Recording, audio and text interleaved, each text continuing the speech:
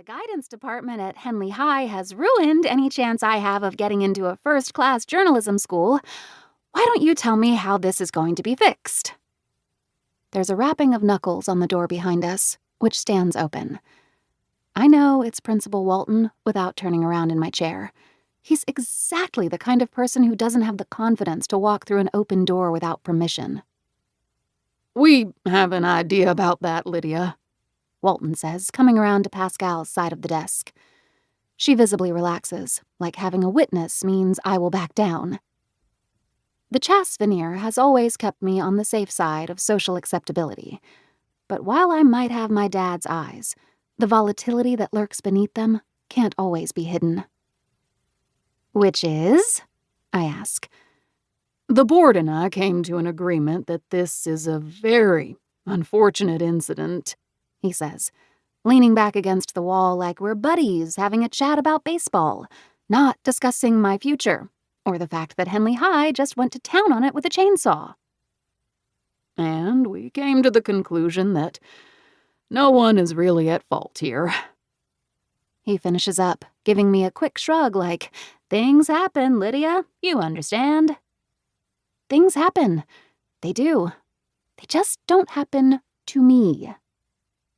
No one is really at fault here, I repeat, narrowing my eyes. It's an interesting point of view. I guess if we want to worry about blame, which I can see why that would be a topic of conversation, we wouldn't want to put it on a particular person, right? Principal Walton is nodding along, like he's sure the words I'm saying are in agreement with his own. But for some reason, the tone is making him uneasy. It's called being facetious, and I might explain that later. But right now I have a point to make, and I'm about to drill down. Because if we said a particular person was responsible for this mistake, that would probably be Mr. Benson, the former guidance counselor, right?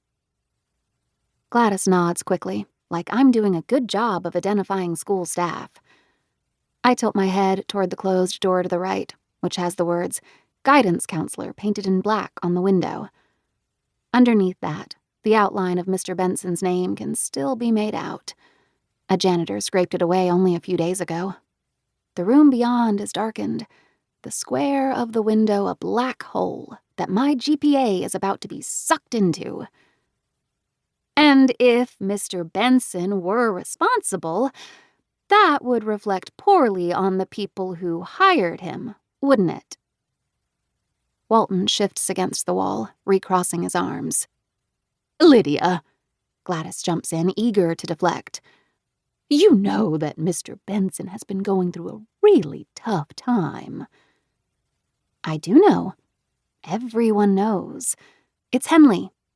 But the fact that his wife left him for another woman doesn't strike any real chords with me.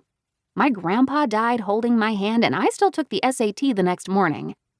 And got a 1600, thanks. A tough time, I repeat. And we wouldn't want to make that any worse, right? "Oh, no," Gladys says.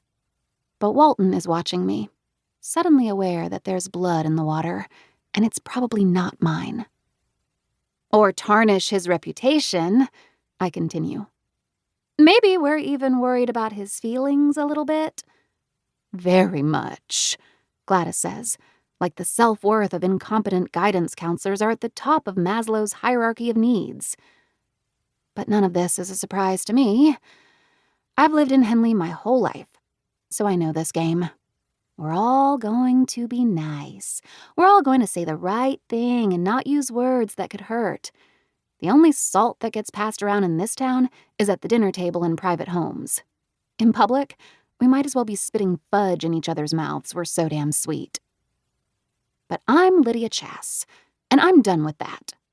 Being a Chass means two things. People expect you to be nice and polite, and I expect to get my way. Sometimes those two things are in conflict with each other. This is one of those times. So, let's not blame Mr. Benson, I say, getting up from my chair and crossing over to the darkened room. The knob turns in my hand, and I breeze into